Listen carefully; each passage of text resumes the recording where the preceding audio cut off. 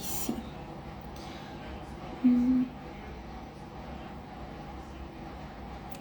Hola Tere, hola a todos y a todas. Ahí se están conectando algunas personas. Hola Francisca, hola Elvira, hola aquí. Los voy a saludar. Ahí les estoy mandando saludos.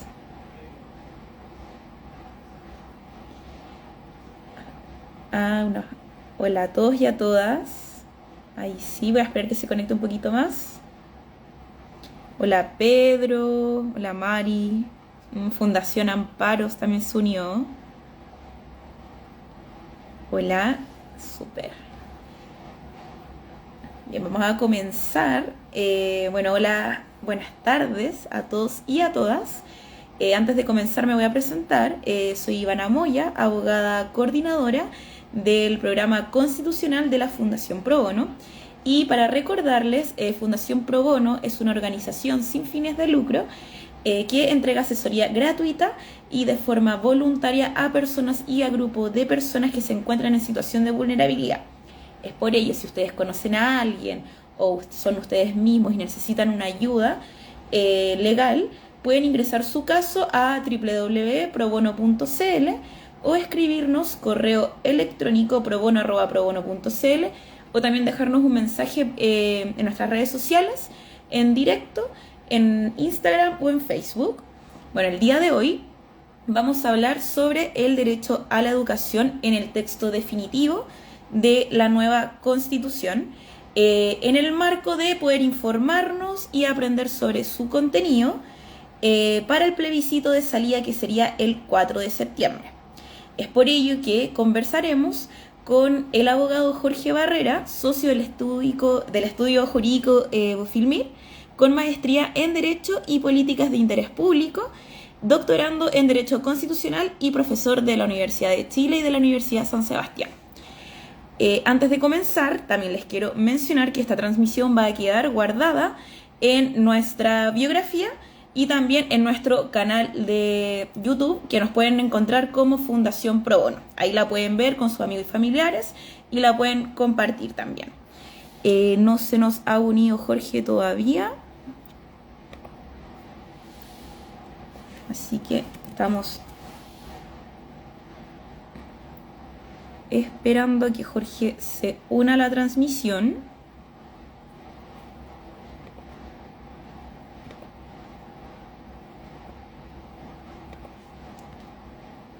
Hola, los voy a ir saludando a cada uno. Gracias por conectarse. Como siempre, tenemos súper. Ahí, perfecto. Todavía no se conecta Jorge.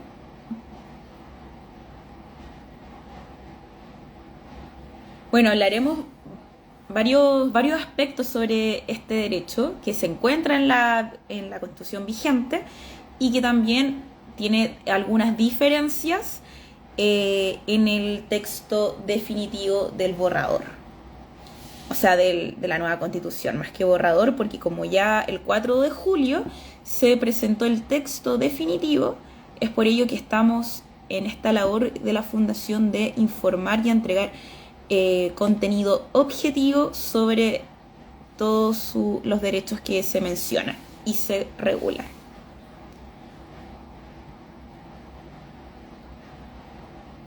Bien.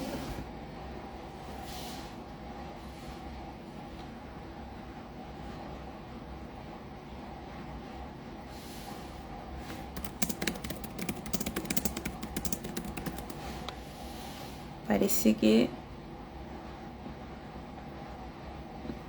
todavía no se me vayan los que están ahí conectados, por favor. Ya viene Jorge, está con un problema de conexión por lo que me comentan interno. Así que no se vayan.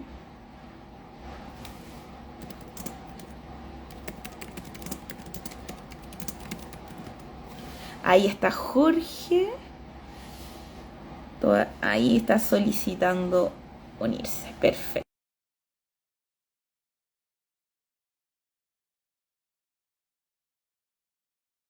Ahí está cargando.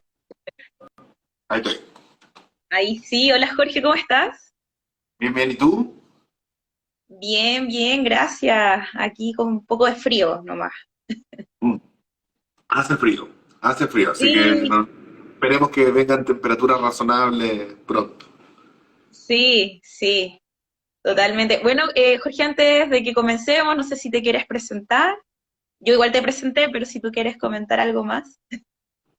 No, hola, saludo a todos y agradecido de la invitación de la Fundación Pro Bono y agradecido también, yo creo que de la posibilidad de poder expandir un poco más el conocimiento respecto del nuevo texto y la comparación que uno puede hacer con lo que existe actualmente en la Constitución vigente para que las personas obviamente voten informados este 4 de septiembre. Así es, así es. Eso había mencionado que es el objetivo de esta transmisión, informar a todas las personas para que voten informados el 4 de septiembre. Bueno, comencemos. Ya mencioné que vamos a tratar sobre el derecho a la educación, que está en el texto definitivo de la nueva Constitución. Y aquí viene la pregunta, ¿es la misma que está en la Constitución vigente? No, no es el mismo derecho. Y tiene, además de que uno podría decir que está más desarrollado, algunos podrían decir que es más maximalista porque trata nuevos derechos, habla de educación sexual integral que no existía en el antiguo texto, habla también de ciertos derechos garantizados a los profesores, habla expresamente de libertad de cátedra que uno podría haberlo tomado anteriormente respecto de elementos de la libertad de enseñanza. Esto, lo primero que uno tiene que explicar es que hay tres principios que son fundamentales en el texto propuesto de la nueva Constitución y que no son inventos de nuevo texto, sino que provienen de los tratados internacionales que se encuentran ratificados por Chile, que están vigentes y que tienen que ver con este principio de implementación progresiva de derechos económicos, sociales y culturales. Esto significa de que se va avanzando en la medida de lo posible, aunque a muchos no les guste esta frase. Claro. Lo segundo, que es importante y vamos a tratarlo ahora, es la prohibición de regresión o la no regresión en materia de derechos económicos, sociales y culturales, que la educación pega muy fuerte, por lo menos respecto a este texto. Y el tercer pilar es la responsabilidad fiscal. Es decir, estos avances se van implementando en la medida que obviamente las arcas fiscales permitan la implementación progresiva de estos derechos. Es decir, avanzo a paso firme y sin pausa. Claro. Y eso quizás es muy relevante. ¿Por qué digo que, entonces, ahora, yendo a tu pregunta, este derecho a la Sí. educación es igual al derecho a la educación anterior? No. Y hay una patita coja bien importante, que es respecto de la libertad de enseñanza. Si bien hay elementos que se suman, porque ya tenemos un derecho a la educación bastante robusto respecto en el nuevo texto propuesto, respecto como derecho individual y también una provisión o un sistema nacional de educación que en definitiva también le entrega un rol fundamental a la educación pública. La verdad es que respecto de libertad de enseñanza estamos en una regresión importante. Explico por qué.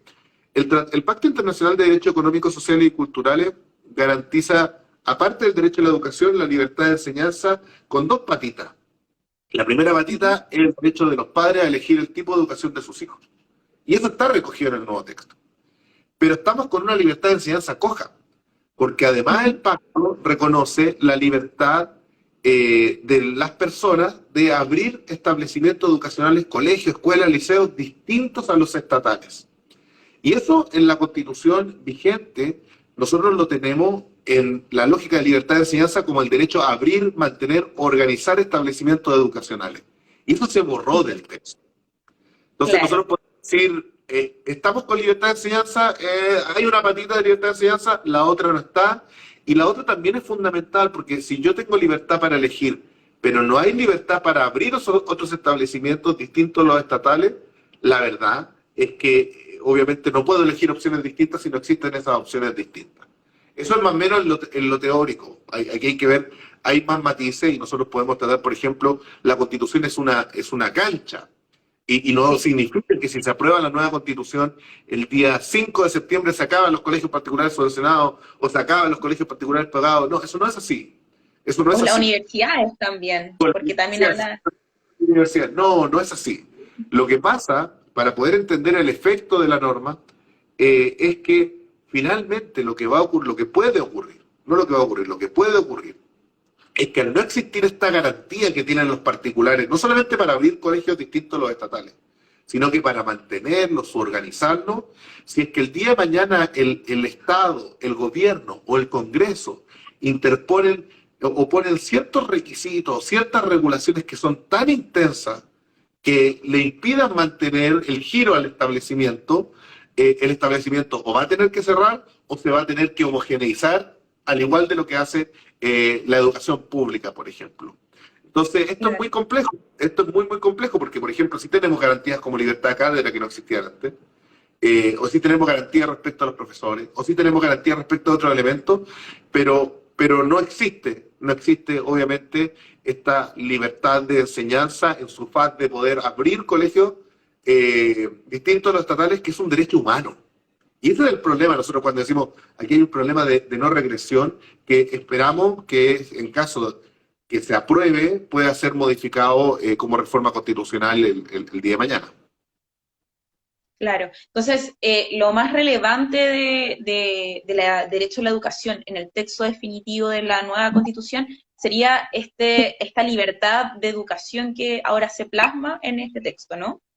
O sea, lo más importante creo yo es lo robusto que queda el sistema de educación pública.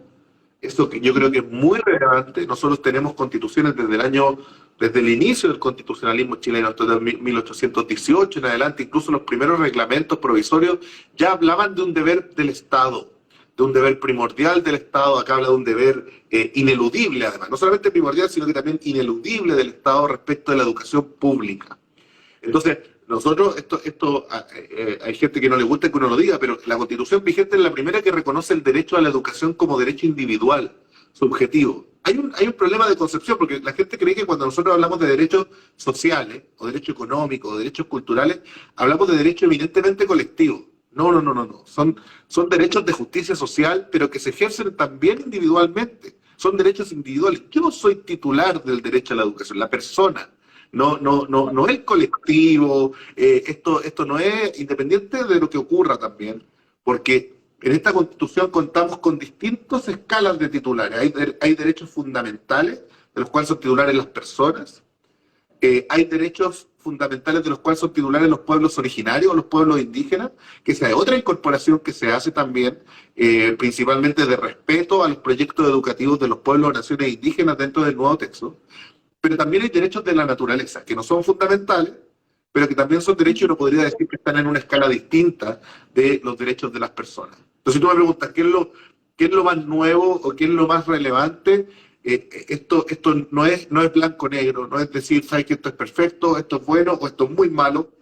Hay elementos muy graves como la cercenación de la libertad de enseñanza, es muy, muy grave, principalmente para la diversidad educativa del país, pero hay elementos muy, muy buenos como el fortalecimiento de la educación pública, como el respeto, obviamente, de los pueblos originarios, de los proyectos educativos indígenas, como, por ejemplo, también el rol que se le entrega al Estado respecto de su educación para poder fortalecerla adecuadamente, etcétera, etcétera. Perfecto. Y Jorge, la educación entonces en el texto sería gratuita y de calidad para todas las personas, ya que esto fue muy solicitado por muchos años por la población, pero ¿va a ser así realmente? ¿O eso dice el texto? A ver, el texto en definitiva señala, vamos a irnos al punto que es importante, quizás le importa a la gente, porque en general hoy día existen alternativas gratuitas respecto de la educación preescolar y escolar. Y el tema respecto de la educación secundaria se establece a lo menos en los primeros grados académicos, o sea, a nivel inicial, de que esa educación, a lo menos en las instituciones públicas, va a ser gratuita. Eso está establecido a nivel de educación superior, ¿ya? Ujú. Dice, y aquí las instituciones privadas que señale la ley, esto es obviamente que hayan escrito un sistema de gratuidad, ¿ya?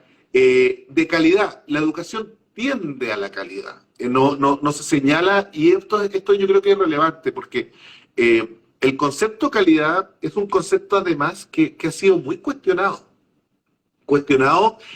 desde el punto de vista del derecho internacional de los derechos humanos. En el derecho internacional de los derechos humanos se habla de educación adecuada, no de educación de calidad, pero también desde el punto de vista incluso ideológico. Algunos dicen que calidad es un término de mercado. Es como calidad, esto es como Claro. control de calidad de la educación, ¿cierto? Entonces uno dice, ¿sabes qué? Mira, los derechos humanos, independientes de que uno pueda decir que la educación es un derecho prestacional y que obviamente tiene el día de mañana va a tener una retribución para la persona en materias salariales, en desarrollo personal, etcétera, etcétera. La verdad es que la nomenclatura ideal hubiese sido que señalara adecuado. Y señala adecuado como estándar en distintos otros derechos. Por ejemplo, si nosotros hablamos de la seguridad social, un elemento fundamental en la nueva constitución es que señala que todas las personas tienen deber a un nivel de vida adecuado. Y habla adecuado porque eso es lo que dicen los tratados internacionales. Llama la atención que no se haya, ¿cómo se llama?, mantenido esa nomenclatura, entendiendo y siguiendo con el tema de la calidad educativa. Ahora, ¿qué es calidad? Y otro sí es importante, que yo creo que es un elemento importante. La calidad se mide en cuanto a una dimensión integral, que es cumplir con los fines de la educación que están establecidos en el texto. O sea, Perfecto. no es solamente una calidad oye, te sacaste buenas notas o no te sacaste malas notas o tuviste buenos puntajes no sé cómo Claro. le ponen ahora, porque ahora una de transición, pero no sé cómo se llama la prueba nueva. Ah, Eh, la prueba de transición académica. Hay una prueba para ingresar, la prueba para ingresar a la universidad, no se mide Sí, ahí. la O sea, prueba, la prueba sí, universitaria y la prueba para ingreso a la educación superior nunca fueron, supuestamente, nunca fueron instrumentos para medir calidad, pero se utilizan para eso.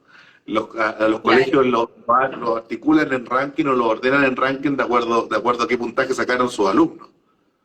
claro. Entonces es bastante subjetiva la definición de calidad también. Sí. Y Más que objetiva, porque lo que dice es que calidad es entendida como el cumplimiento de los fines y principios de la educación. Entonces, y este texto habla de ciertos fines y principios, cooperación, no discriminación, etcétera. Los tratados internacionales, de hecho, un elemento fundamental. Si nosotros nos vamos al Pacto Internacional de Derechos Económicos, Sociales y Culturales, el derecho a la educación es el artículo más largo del pacto porque es el más importante y de hecho es el único que tiene un objetivo determinado. Por ejemplo, el derecho a la salud da lo mismo como tú lo cumplas de acuerdo al Tratado Internacional, si lo cumples que un privado lo provea, si lo hace el Estado, etcétera, etcétera. Acá en el derecho a la educación no es solamente que se valore el proceso educativo, esta enseñanza-aprendizaje, o el hecho de enseñar. No. Hay ciertos objetivos mínimos y uno de ellos es educar en torno a los derechos humanos, educar en torno a la tolerancia, educar en cuanto a la dignidad de la persona y su sentido de dignidad para poder vivir en una sociedad libre. Esos elementos son fundantes principalmente por la época en la cual se dicta el pacto. O sea, venimos de todas las exacto, atrocidades de la Segunda Guerra Mundial y por lo tanto, obviamente, eso configura elementos que hacen que la educación como derecho haya sido muy importante en el pacto, tanto así que el artículo más largo, pero además de que sea el artículo más largo, el más robusto. exacto. Y entonces el texto toma un poco lo que dice el pacto y lo plasma también un poco en el texto definitivo de la nueva constitución. Exactamente. Ahora, no, como yo señalé, no lo hace de manera tan adecuada y de hecho comete errores muy graves, como por ejemplo lo que ocurre con la libertad de enseñanza. Cuando uno habla de no regresión, que es lo que tratábamos de antes, significa que si usted constitucionalizó un derecho como la libertad de enseñanza, usted no puede llegar a Estado y borrarlo con el codo. Esto obviamente afecta y se entiende, de hecho, dentro de la nomenclatura de lo que señala el Pacto Internacional de Derechos Económicos, Sociales y Culturales como una afectación de derechos humanos. Y por lo tanto, uno esperaría que eso fuera a cambiar. Y hay también lo que yo decía, o sea, estamos acá en una lógica muy detallista, muy desarrollada, algunos señalan maximalista respecto del contenido del derecho a la educación, porque no solamente trata del derecho a la educación, sino que trata este sistema nacional de educación, la prohibición Claro, del lucro en todos los establecimientos que forman parte de este sistema nacional, que no solamente incluye los establecimientos del Estado, sino que todos aquellos que sean reconocidos por el Estado. exacto. Y el reconocimiento por parte del Estado es que me entreguen una autorización para yo poder certificar el avance de los alumnos. O sea, si yo, en el caso de la universidad es para poder entregar títulos y grados. En el caso de un establecimiento, para poder pasar de curso a los chiquillos. Entonces, Claro. sin el reconocimiento oficial, en definitiva, es como cuando yo no tengo reconocimiento oficial, es como que estuvieran obligando a cerrar. Mm, claro, bueno, se da para harta interpretación en ese sentido. Y bueno, como hablamos de la libertad y hablamos sobre el tema de la educación privada o de establecimientos privados, ¿esto entonces continuarán existiendo o se entendería que existen pero bajo ciertos parámetros? Esto es muy importante. Lo primero es olvidémonos de dos cosas. La Constitución no tiene interpretaciones únicas. Eso es lo primero. Esto es una cancha. Cualquier profesor de derecho constitucional, cualquier ex convencional, de cualquiera de los dos lados, cualquier persona en Twitter, cualquier persona que les diga que no, esta es la interpretación fidedigna e infalible de la Constitución, está equivocado. Aquí hay muchas interpretaciones posibles y va a ser el legislador quien le va a dar el cariz democrático para poder llegar dentro de los marcos de la Constitución obviamente, para poder llegar a una interpretación que permita aplicar esto. Eso es lo primero. Lo segundo, la Constitución no es una ley. Esto no se acaba el día 5 de septiembre, significa que se aprueba la nueva Constitución y se acaban los colegios pagados, o se acaban los colegios particulares subvencionados, etcétera, etcétera, como que si fuera una bomba nuclear. Eso no es así. Se Claro, está, obviamente, en las normas transitorias, la implementación, ¿cierto?, de estas normas, pero además la falta, por ejemplo, incluso en el caso de la libertad de enseñanza y en el caso de la exigencia de otros requisitos, como por ejemplo el fin al lucro, la falta de estos elementos se va a analizar en el caso en que el legislador también establezca ciertas condiciones especiales que puedan, obviamente, cercenar de alguna manera este derecho o ir más allá de lo que hoy día en nuestra Constitución sería la esencia del derecho o el núcleo esencial del derecho, núcleo esencial de los derechos fundamentales que se eliminó del texto de la nueva Constitución. No contamos con una norma de los derechos en su esencia, por ejemplo. Entonces el legislador tiene manga ancha para regular bastante detalladamente los derechos. Entonces, ustedes me dicen, ¿se acaba la educación privada? No, se acaba la educación privada. ¿Se acaba la educación con lucro? Sí, se acaba la educación con lucro, en todos sus niveles. Eso es algo que está establecido porque señala expresamente que aquellos establecimientos que formen parte del Sistema Nacional de Educación, que son incluidos no solamente los del Estado, sino que los que reconoce el Estado, ojo, y un requisito para recibir subvenciones que está reconocido por el Estado, eso ya no hay problema, porque los que reciben subvención ya tenían desde la ley de inclusión prohibición de lucro. Listo, check. El punto está con los claro. particulares pagados con reconocimiento oficial.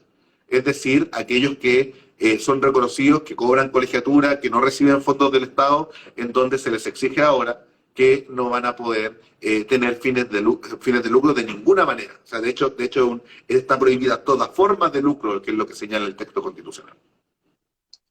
Claro, perfecto. Y entonces, claro, seguirían coexistiendo esta educación pública, educación privada, y claro, entonces hablamos sobre los principios, hablamos sobre que se va a prohibir el lucro, hablamos también de la libertad de enseñanza, y eso quiero tratar un poco, sobre la libertad de enseñanza.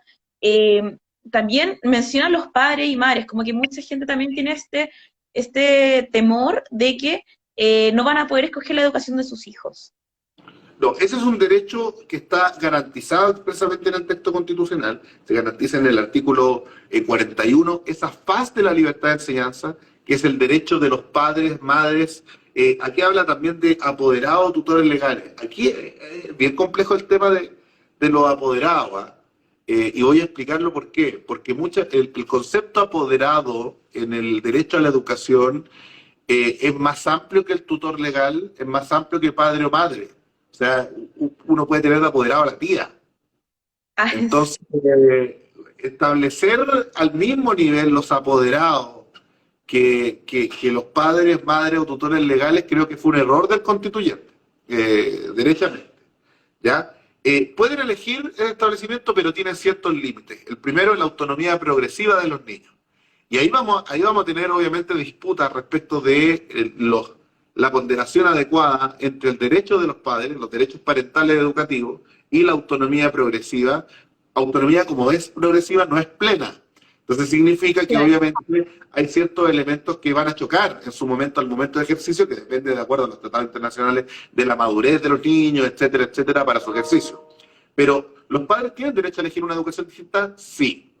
¿Cuál va a ser la educación más distinta que van a poder escoger? Y eso quizás es un poco el tema acá, es la educación que no está reconocida por el Estado. Son colegios que uno quizás no conoce mucho, o no conocía nada antes de la pandemia. Pero después de la pandemia fueron surgiendo muchos establecimientos educacionales que no tienen reconocimiento oficial, en donde a ti te inscriben después para que tú des exámenes libres para poder pasar de curso. Claro. Efectivamente, porque ellos no están sometidos a las reglas del sistema. Van a ser quizás los únicos establecimientos que van a tener manga ancha para proyectos educativos realmente diversos, por lo menos garantizado a nivel constitucional. No significa que el legislador, dentro de los marcos, obviamente, que establece la nueva constitución, pueda dar más o menos, ¿cómo se llama?, cancha para los proyectos educativos privados dentro de este sistema nacional, sean particulares subvencionados, que tienen obviamente una regulación más dura, ¿cierto? Sean particulares pagados, en donde tienen ciertos lineamientos que cumplir para poder seguir manteniendo su reconocimiento oficial. Perfecto. Sí, y claro, y en torno a estos establecimientos educacionales privados, hablamos que no van a poder lucrarse, entonces, ¿cómo se van a financiar? No, no, tampoco se resuelve eso en el texto. No, eso, de hecho, no se resuelve en el texto, no se resuelve tampoco el concepto de lucro, pero nosotros tenemos súper claro, ya luego de la ley de inclusión, que fue debatida, fue aprobada, etcétera, y que se terminó con el lucro, que esto tiene que ver más allá del financiamiento del establecimiento, del financiamiento de quien es sostenedor del establecimiento, del dueño.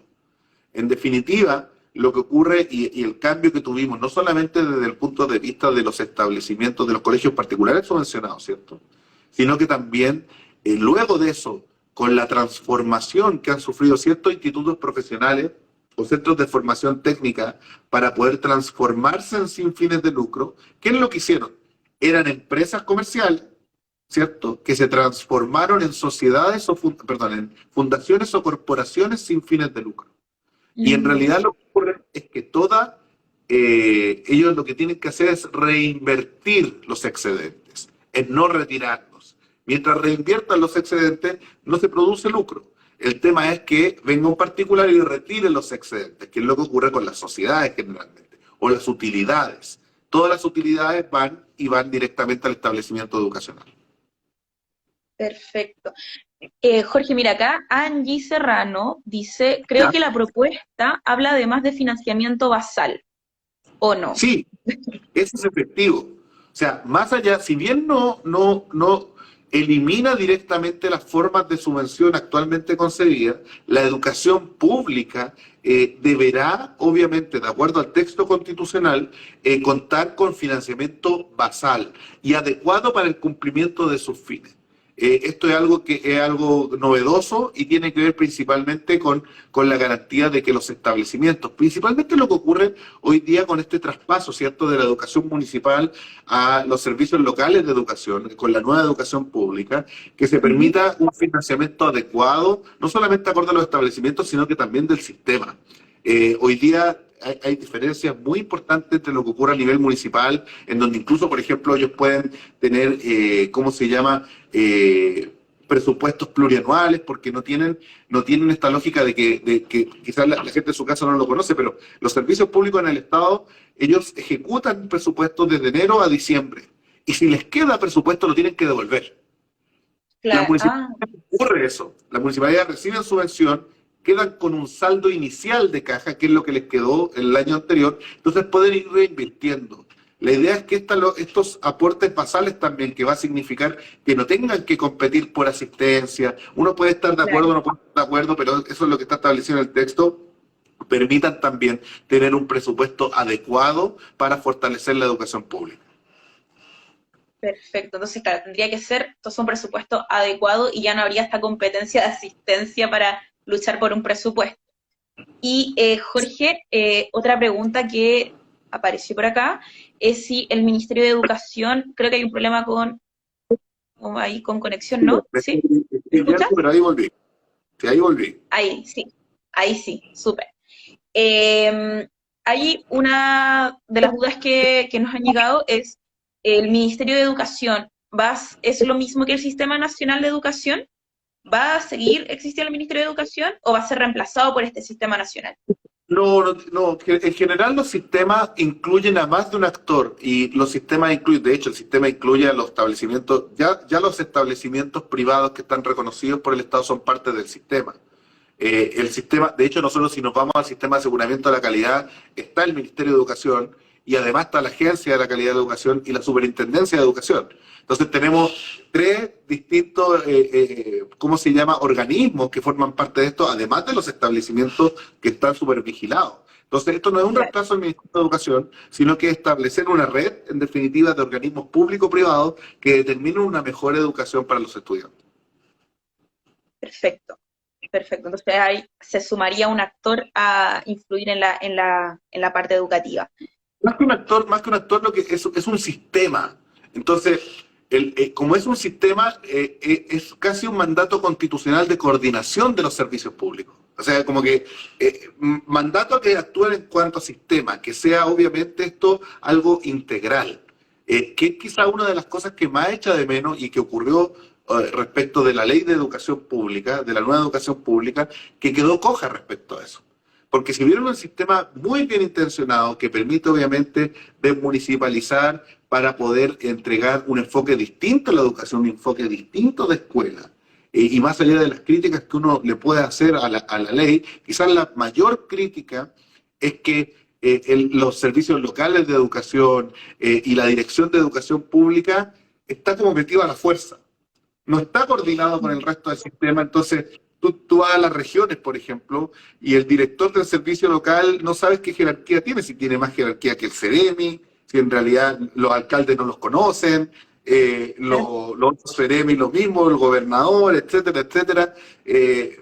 ¿Con quién me entiendo? Y eso es precisamente por la falta de coordinación de un sistema adecuado de educación que permita esta coordinación entre los distintos actores del sistema. Claro.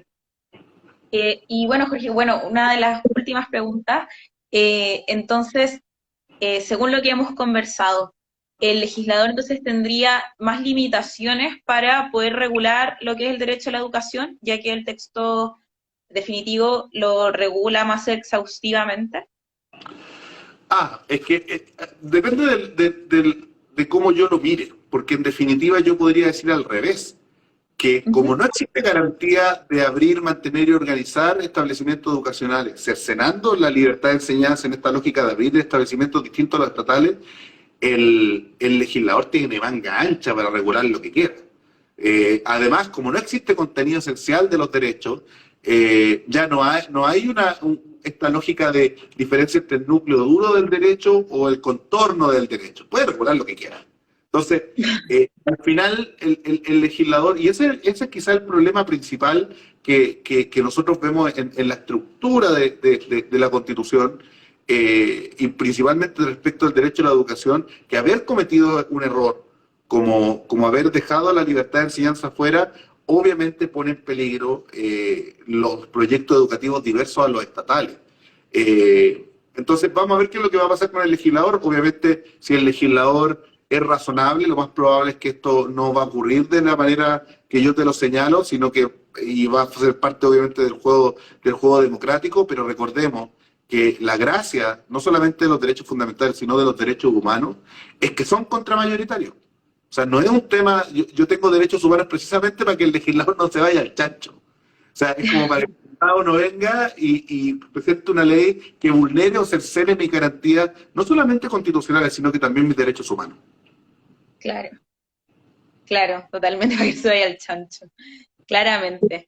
Sí, no sé si hay más preguntas por acá. Ahí, claro, ahí Angie nos indicó, a diferencia de la educación privada, subvencionada privada, que no es basal, indicó. Y claro, y solo Angie nos preguntó, bueno, no tenemos creo más preguntas. No. Bueno, Jorge, en verdad muy claro todo. Pudimos sacar varias dudas que hay respecto a este tema, a este temón, en verdad. Así que muchas gracias por tu tiempo, por tu disposición, por, por siempre estar comprometido aquí con la Fundación Pro Bono. No sé si quieres mencionarnos algo más, detallar algo más. No, solamente agradecer a la Fundación Pro Bono por la invitación. Para mí siempre es un agrado estar no solamente en estos en vivo, sino que colaborar con todas las instancias Pro Bono que en definitiva permiten ayudar a quienes no tienen no solamente acceso a la justicia, sino acceso a esta información que es muy relevante, quizás no solamente para decidir, sino que para orientarse. Orientarse qué leer, dónde fijarse, qué es lo que me puede llamar más la atención, etcétera. La idea de esto es efectivamente, yo creo, dar una visión no solamente distinta, sino que tratar de tener una visión objetiva respecto a lo que dice la Constitución y qué es lo que no dice. Uno después puede, como yo señalé al principio, uno puede tener distintas interpretaciones. Mi único llamado es, por favor, no se queden con aquellos que dicen que hay interpretaciones únicas o infalibles, porque eso está mal, eso es equivocado y eso impide además el diálogo democrático para que nos pongamos de acuerdo. Exacto, exacto. Sí, totalmente, Jorge. La interpretación continúa siempre, constantemente, uno está reinterpretando las normas. Así que esto no va a estar solo este año, va a continuar. Sí, así que muchas gracias. Bueno, recordarle a todos antes que todos se desconecten, que esto va a quedar guardado en el Instagram TV de la Fundación, también en el canal de YouTube. Compártanos, denle me gusta, vamos a continuar tirando mucha información sobre el contenido del texto. Estamos también iniciando con gráficas de paralelo informativas, siempre objetivas y desde el punto de vista del derecho. Así que estén muy bien. Chao, Jorge, que estés muy bien. No, que estén bien, cuídense. Igual.